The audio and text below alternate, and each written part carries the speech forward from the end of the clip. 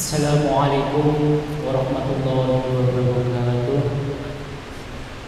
Bismillahirrahmanirrahim. Alhamdulillahirabbil alamin. Nahmaduhu ya dzal jalali wal ikram. Assalatu wassalamu ala asyrafil anbiya'i wal mursalin sayyidina wa maulana Muhammadin wa ala alihi wa ashabihi ajma'in. Amma ba'd. Hadratul muhtaramin yang terhormat Romo Kiai Syaifuddin MA, yang saya hormati para jamaah sesudah salat Jumat dan santri tahfidz Quran Masjid Basnas Jawa Tengah, dan yang saya hormati para pendengar setia Radio Dais serta pemirsa MAJ TV dimanapun Anda berada. Alhamdulillah, pada kesempatan siang kali ini kita masih diberikan kenikmatan kesehatan oleh Allah Subhanahu wa taala, sehingga di siang kali ini kita masih dijumpakan lagi oleh Allah dalam keadaan sehat walafiat. Jamaah sudah sholat Jumat dan para santri serta pendengar dan pemirsa MAJ TV dimanapun Anda berada, kajian siang ini yaitu tentang tafsir tematik dengan mengusung sebuah tema at-ta'lim atau pengajaran dalam Al-Quran.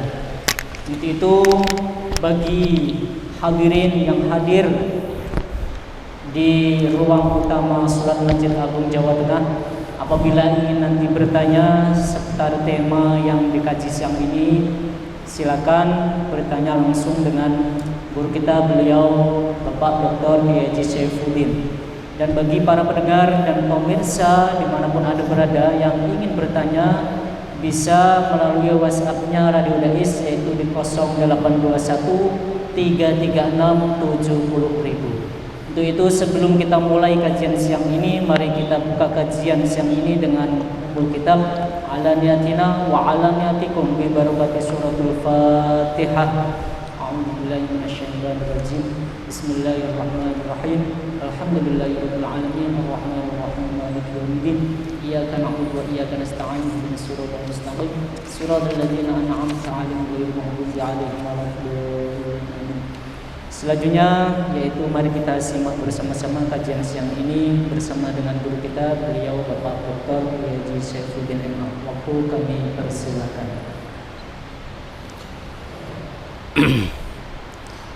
Terima kasih Ustaz Izin. Assalamualaikum warahmatullahi wabarakatuh. Waalaikumsalam warahmatullahi wabarakatuh.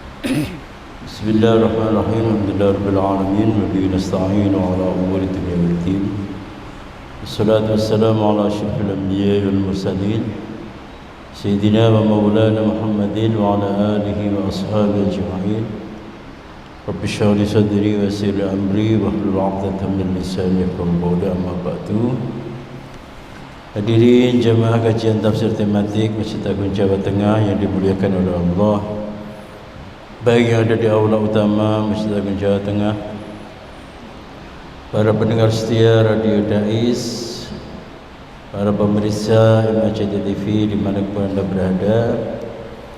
Alhamdulillah, di siang yang terik ini kita akan mengangkat tema yaitu at-ta'lim. At-ta'lim, pengajaran di dalam Al-Quran. Maksudnya apa? Maksudnya adalah bagaimana Al-Quran berbicara tentang ta'lim, atau lebih tepatnya bagaimana konsep Al-Quran tentang ta'lim, dalam konteks apa Al-Quran menggunakan kata ta'lim dan derivasinya yaitu allama, yu'allimu dan seterusnya. Taklim di sini tidak berarti yaitu suatu majelis taklim misalnya ya. Tapi kita akan melihat bagaimana Al-Quran menggunakan kata taklim dari allama, yu'allimu, taklim misalnya ya. Nah, taklim itu sendiri kalau kita lihat dari sisi bahasa, dia adalah bentuk masdar dari kata allama. 'allama yu'allimu ta'liman wa 'illaman. 'Allama yu'allimu. Sementara bentuk mujarradnya itu adalah alima ya'lamu. Jadi alima ya'lamu artinya adalah mengetahui. Nah, kemudian kalau allama yu'allimu itu artinya apa? Sebab bentuk mujarrad yaitu alima ya'lamu ketika dimazidkan di samping menjadi allama yu'allimu, dia juga bisa menjadi a'lama yu'limu, yang kemudian kita kenal dengan i'lam.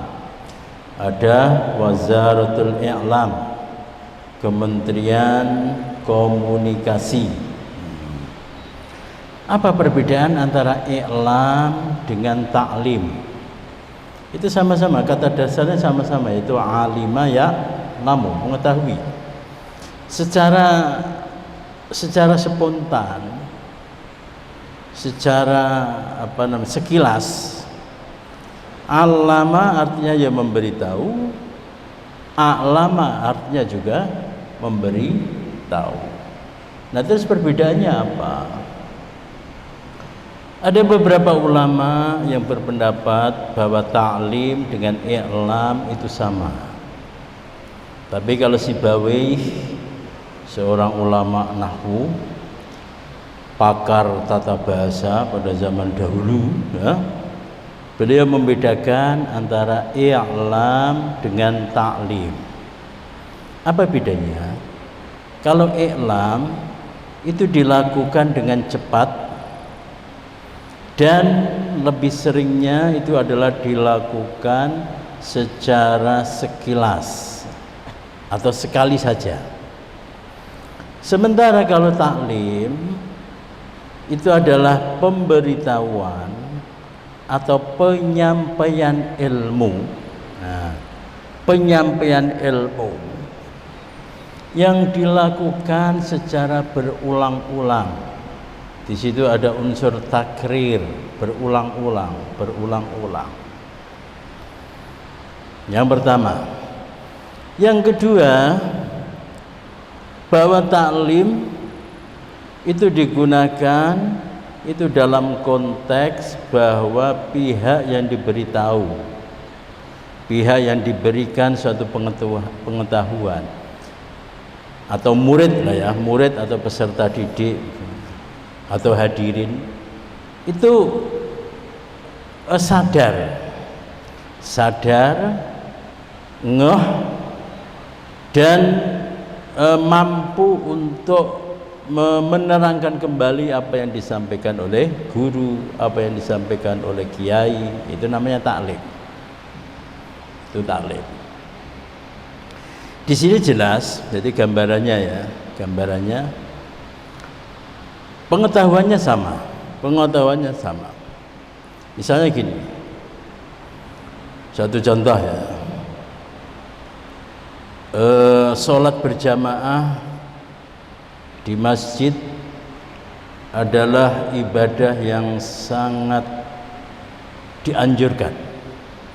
Sholat berjamaah di masjid adalah sangat dianjurkan. Ketika kita menyampaikan hal itu dengan mengendarai mobil pickup misalnya, kemudian pakai speaker, para bapak, para ibu, sholat berjamaah adalah ibadah yang sangat baik dan sangat dianjurkan. Kemudian lewat, ganti lagi ke gang sebelahnya, ngomong seperti itu, gang sebelahnya ngomong segitu, dia sambil lalu ya, itu namanya i'lam. Karena penyampaiannya adalah bersifat sekilas dan juga dilakukan sekali. Berbeda dengan taklim, materinya sama. Kalau taklim itu ada unsur yaitu takrir, pengulangan. Satu contoh gini, tahukah Anda apa yang dimaksud dengan sholat berjamaah? Sholat berjamaah itu adalah suatu ibadah. Kamu tahu kan yang namanya ibadah? Ibadah adalah sesuatu yang baik perkataan, perbuatan maupun amal qalbi untuk menggapai ridha Allah, dan itu sangat dicintai oleh Rasulullah. Sangat dicintai oleh Rasulullah. Sangat dianjurkan oleh Rasulullah. Nah, ketika terjadi pengulang-ulangan, kemudian sambil menatap para murid dan berusaha bahwa para murid itu benar-benar paham dan para murid mampu untuk menerangkan kembali apa yang dia pahami. Nah, itu adalah yang disebut dengan ta'lim. Disebut dengan ta'lim. Nah, ini adalah perbedaan antara i'lam dengan ta'lim, atau dengan kata lain, inilah arti bahasa dari ta'lim. Arti bahasa dari ta'lim. Maka kalau ada majelis taklim ya, kalau itu mengundang kiai dengan jumlah massa yang ribuan misalnya ya, itu sebenarnya bukan taklim. Tapi masyarakat kita banyak juga yang bisa membedakan. Kalau hadirinnya, audiennya itu banyak, kemudian dai-nya, kiainya itu yang menyampaikan secara sekilas, kemudian disebut dengan majelis tablik, disebut dengan tablik akbar. Ya, itu benar. Tablik, kenapa tablik? Ya karena sang kiai itu hanya menyampaikan. Tapi ketika suatu kegiatan itu disebut dengan majelis taklim, ya, majelis taklim, maka idealnya itu ya tidak boleh lebih dari 50. Kemudian antara guru dengan murid itu ya terjadi interaksi. Murid dipastikan tidak sedang ngantuk, mendengarkan baik-baik apa yang disampaikan oleh kiai. Nah, itu disebut dengan majelis taklim. Baik, kita lanjutkan. Itu adalah makna dari makna dari taklim secara bahasa. Makna dari taklim secara bahasa.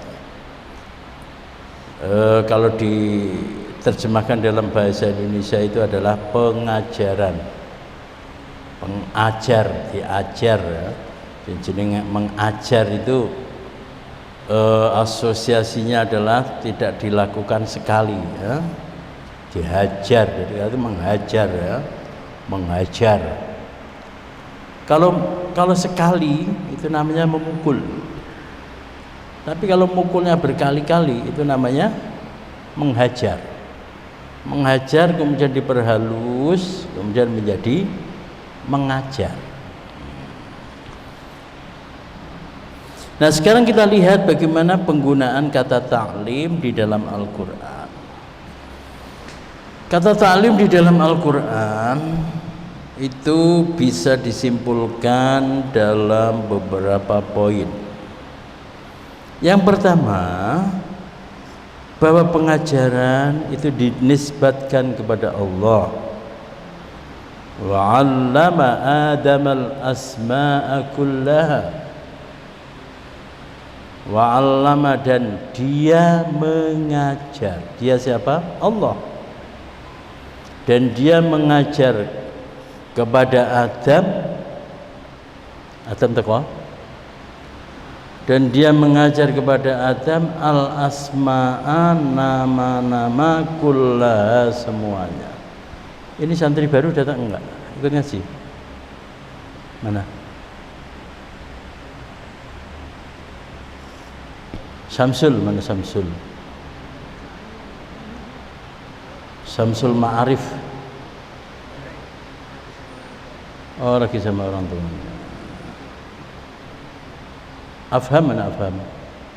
Wis foto. Wis foto.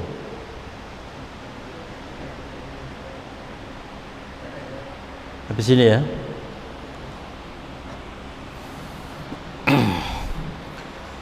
Dalam surah Al-Baqarah ayat 31, wa 'allama Adam al-asma'a kullaha. Di situ dijelaskan bahwa yang mengajari Nabi Adam itu adalah Allah Subhanahu wa taala. Tapi di sini terjadi perbedaan pendapat ya. Bagaimana cara Allah mengajari Nabi Adam? Pendapat yang pertama mengatakan bahwa Allah memberikan kemampuan kepada Nabi Adam untuk mengetahui segala sesuatu. Jadi ibaratnya robot sebuah robot itu sudah disetting oleh penciptanya. Nanti kalau ketemu ini, maka kamu deskripsikan seperti ini. Itu yang pertama. Makna yang kedua yaitu bagaimana Allah mengajari Nabi Adam. Makna yang kedua adalah yaitu dengan cara Nabi Adam berjalan, kemudian di situ melihat kijang, ada hewan berkaki 4, kemudian tanduknya panjang, kemudian Allah mengatakan itu namanya kijang. Kemudian berjalan lagi, menemukan hewan berkaki 4 mirip dengan kijang tapi tidak bertanduk, tanduknya kecil, itu namanya rusa. Jalan lagi melihat hewan berkaki 4, kemudian tanduk bulunya agak tebal, itu namanya domba. Ada ulama yang berpendapat semacam itu. Jadi kalau yang pertama itu bahwa Nabi Adam itu diberi kemampuan untuk menganalisis.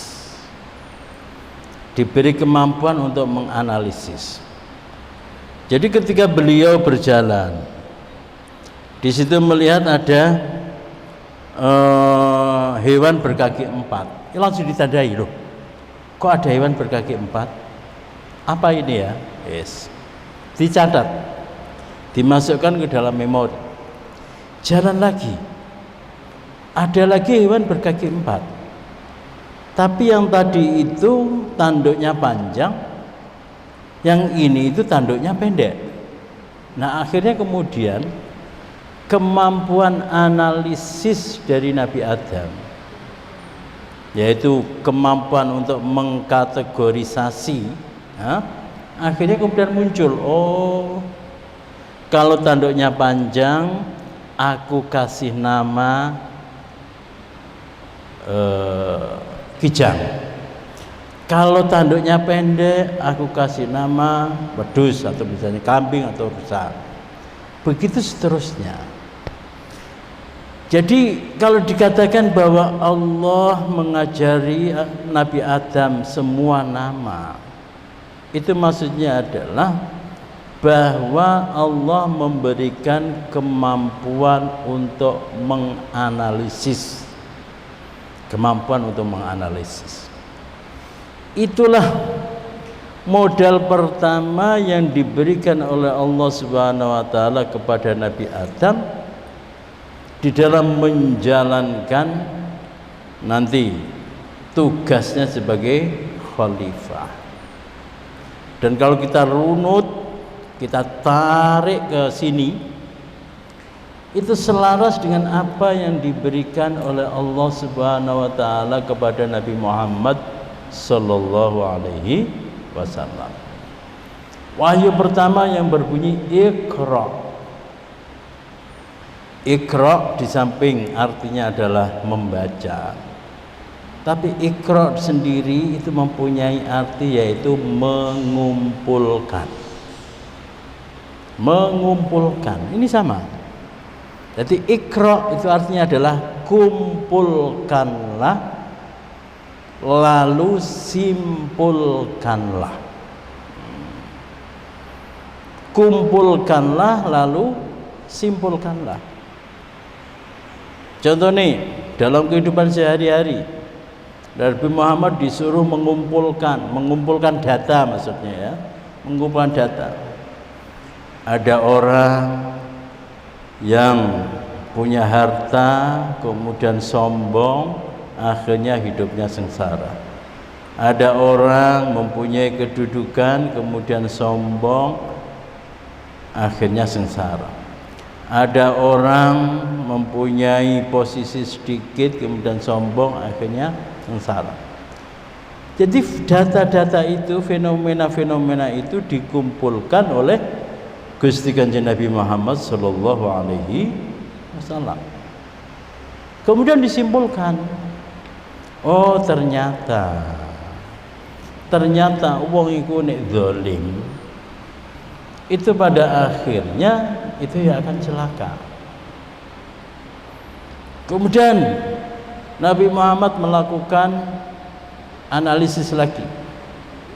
Ada orang berbakti kepada kedua orang tuanya. Ada orang rajin bersedekah. Ada orang rajin zikir. Ada orang rajin beribadah dan seterusnya. Kok kemudian akhir dari hidup mereka itu baik? Akhirnya kemudian disimpulkan wal aqibatu lil muttaqin. Jadi ada kesamaan. Jadi ada kesamaan antara apa yang diberikan oleh Allah Subhanahu wa taala kepada Nabi Adam dengan apa yang diberikan oleh Allah kepada Nabi Muhammad sallallahu alaihi wasallam. Cuma dengan bahasa yang berbeda. Kalau kepada Nabi Adam yaitu wa'allama Adamal asma'a kullaha. Sementara kalau kepada Nabi Muhammad Allah berfirman Iqra. Iqra. Dan apa yang diberikan kepada Nabi Muhammad meskipun secara umum itu sama dengan Nabi Adam, tapi yang diberikan kepada Nabi Muhammad itu jauh lebih luas, jauh lebih besar. Kenapa demikian? Yang diberikan, yang dianugerahkan oleh Allah Subhanahu wa taala kepada Nabi Adam itu adalah al-asma'a kullaha. Tapi yang diberikan oleh Allah kepada Nabi Muhammad SAW itu tidak terbatas. Iqra, kumpulkanlah dan simpulkanlah. Apa? Segalanya. Segalanya. Entah itu nama, entah itu hewan, entah itu planet-planet, entah itu manusia, entah itu perilakunya, entah itu apapun, wahai Muhammad, kumpulkan lalu simpulkan. Iqra. Kumpulkan lalu simpulkan. Namun Allah Subhanahu wa taala itu bersifat welas dan asih, sehingga apa? Kumpulan dan simpulan dari alam semesta itu ada di dalam Al-Qur'an. Ada di dalam Al-Qur'an. ada di dalam Al-Quran. Nah ini ya. Nah pertanyaan berikutnya, kenapa pengajaran itu kok dinisbatkan kepada Allah Subhanahu wa Ta'ala? Ini para santri sudah pernah saya terangkan ya, tapi boleh saya ulangi. Kenapa at-ta'lim itu kok disandarkan kepada Allah Subhanahu wa Ta'ala? Kenapa transfer ilmu itu kok disandarkan kepada Allah Subhanahu wa Ta'ala? Karena pada dasarnya yang bisa memberikan ilmu itu hanya Allah Subhanahu wa Ta'ala. Mau dosen, mau kiai, mau ustadz, tidak bisa. Ustadz, kiai, guru, dosen itu hanya mampu menyampaikan ilmu pengetahuan, mentok-mentoknya itu hanya kepada mata si murid, mentok-mentoknya hanya kepada gendang telinga si murid. Dari mata kemudian masuk ke otak, dari gendang telinga masuk ke otak, dosen, kiai, ustadz tidak bisa. Ya contoh nih, contoh. Guru nerangke, si murid telinganya ya tidak ditutupi, matanya juga kelihatan melek, tapi nek muridnya iku ngelamun,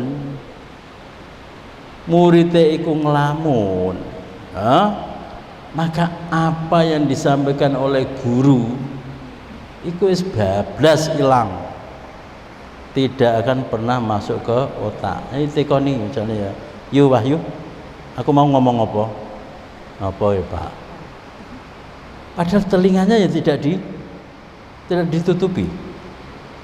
Yu Wahyu, aku tadi melakukan gerakan apa ya Pak, padahal matanya itu loh. Karena apa? Karena ngelamun misalnya ya. Dan yang namanya guru itu tidak mampu pengetahuan yang sampai kepada kelopak mata wahyu kemudian dilebokkan yang utek, nggak bisa, tidak bisa.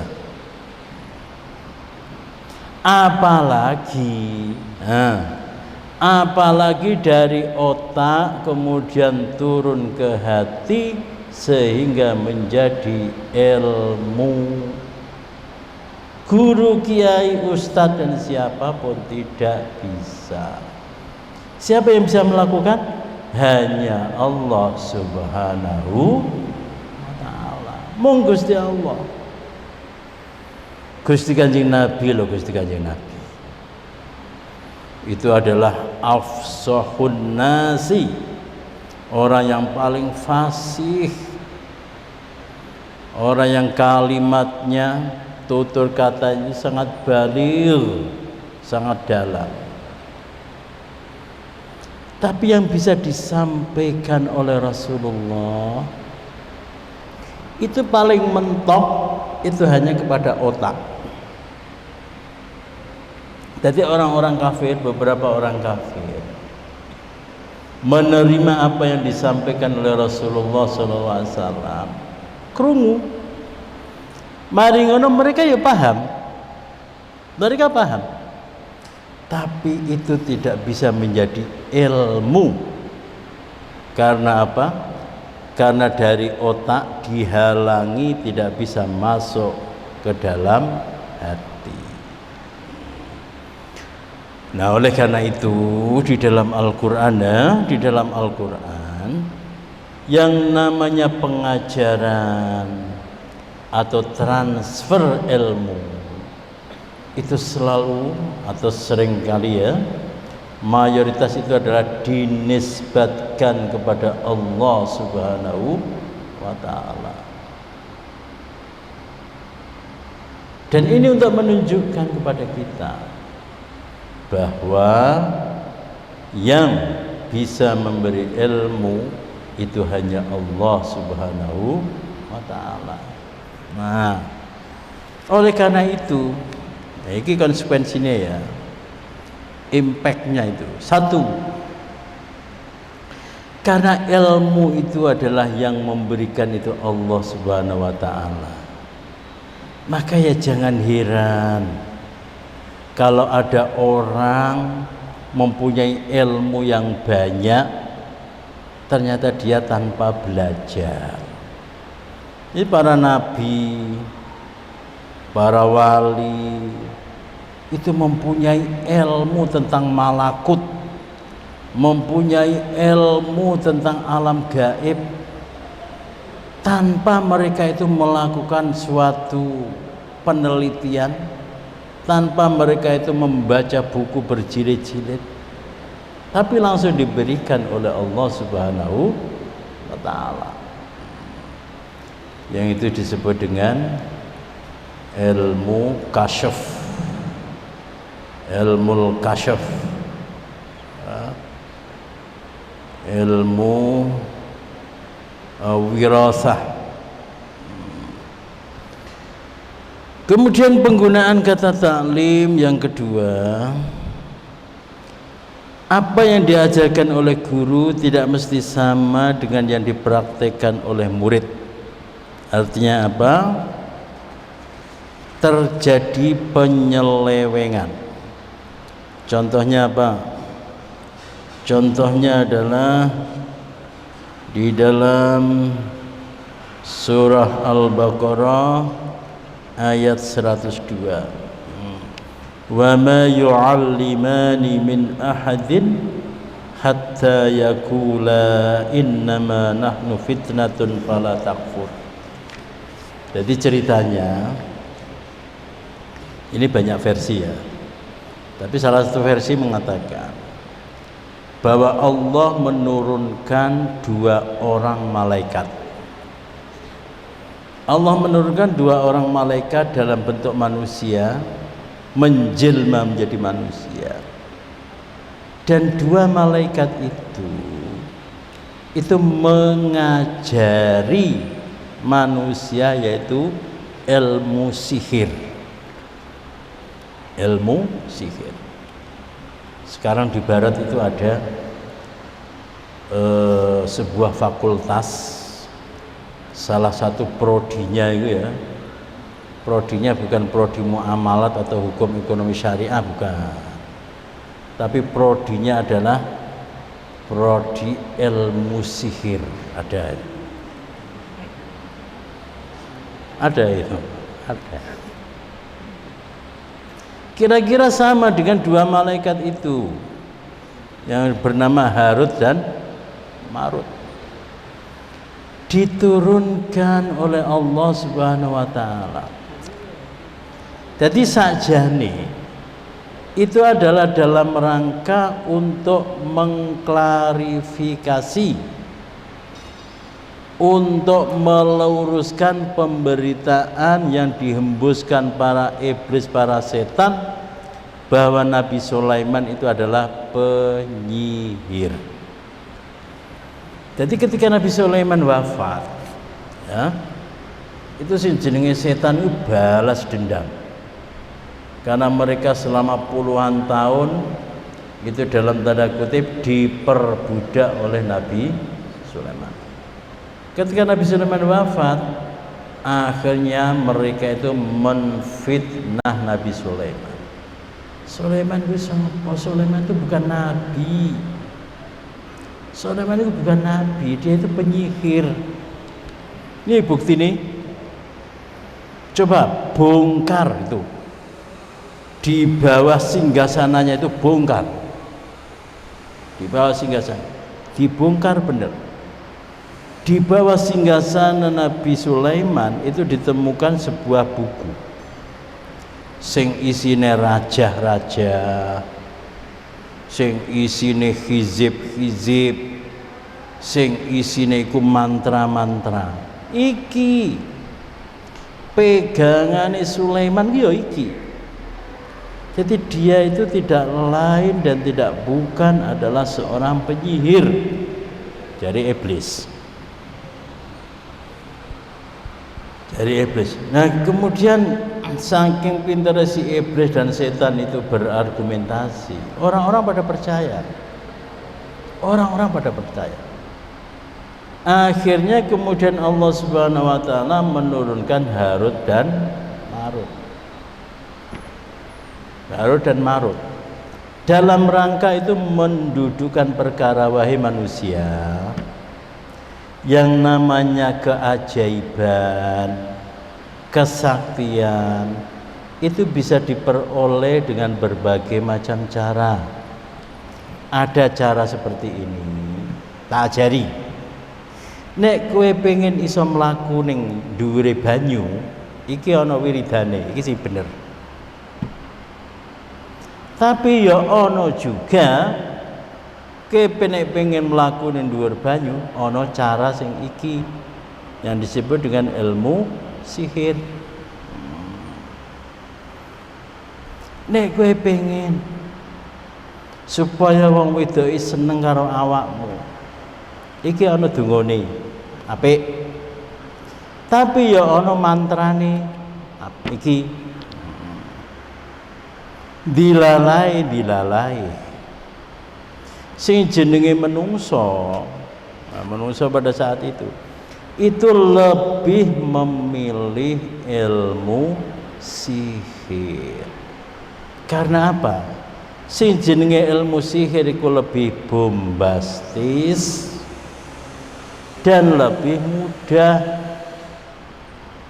Jadilah kemudian pengajaran yang dilakukan oleh Harut dan Marut itu diselewengkan oleh umat manusia.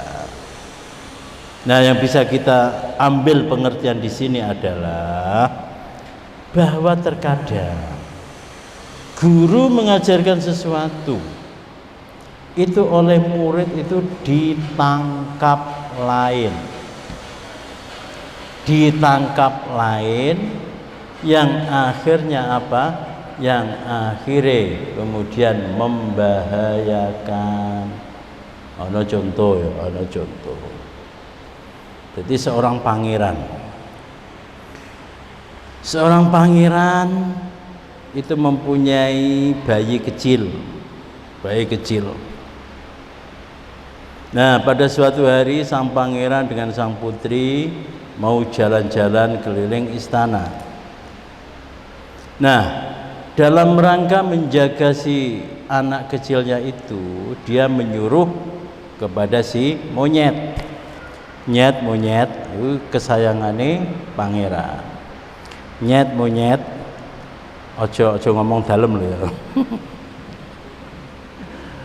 Ojo ana sing ngomong dalem. Monyet iki sang putri lagi tidur. Kamu jaga ya. Kalau ada gangguan apapun, kamu harus mengusirnya. Dikasih pedang. Yes. Dikasih pedang. Mari ngono sebentar kemudian ono lalat. Ono apa laler. Laler mencrot ning bathuke si bayi sing nembe turu. Wah, iki gangguan iki. Langsung dihajar lalate jebret. Gimana? Mati lho ya. Dipedang. Dipedang. Jadi sing jenenge ngajari murid ya, itu memang tidak dijamin bahwa si murid itu akan nurut karo si guru. Nah, kisah Syekh Siti Jenar dalam salah satu versi Syekh Siti Jenar bilang kepada para muridnya, para muridku kabeh, Gusti Allah iku cedak karo awake dhewe. Allah itu dekat dengan kita. Bahkan di dalam Al-Qur'an itu disebutkan wa nahnu aqrabu ilaihi min hablil warid. Dan aku Allah lebih dekat kepada manusia daripada urat leher. Nah, kemudian beberapa muridnya menyimpulkan sendiri. Oh, iku ning delok ning film Wali Songo iku ono ya. Delok ning YouTube. Oh, berarti Gusti Allah ki ono ning awake dhewe. Berarti Gusti Allah itu sambil toleh-tolehan ya. Berarti Gusti Allah itu ada di dalam tubuh kita. Oh ya, oh ngono to ya Allah. Ya berarti ning jero awake dhewe ku ya ana Gusti Allah. Nah, jadilah kemudian paham manunggaling kawula Gusti. Ya ana pendapat salah satu versi yang mengatakan bahwa Siti Jenar itu sebetulnya lurus. Hanya saja ajaran beliau itu kemudian diselewengkan atau lebih tepatnya disalahpahami oleh para muridnya. Dan ini juga sudah tersebut di dalam Al-Quran, surah Al-Baqarah ayat 102.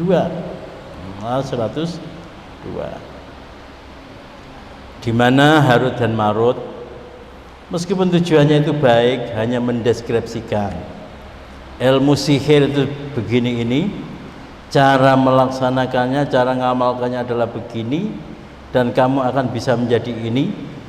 Kalau ilmu putih itu adalah seperti ini, cara ngelakoni ini, tapi kemudian disalahgunakan oleh para muridnya. Nah, makna yang berikutnya dari taklim, bahwa pengajaran tidak mesti berupa hal yang baik. Nah, tadi itu sama ya.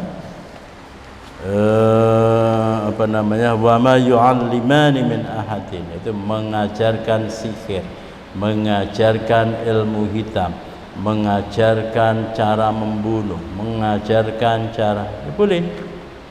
Jadi secara bahasa atau penggunaan di dalam masyarakat, bahwa yang namanya pengajaran itu tidak mesti sesuatu yang baik.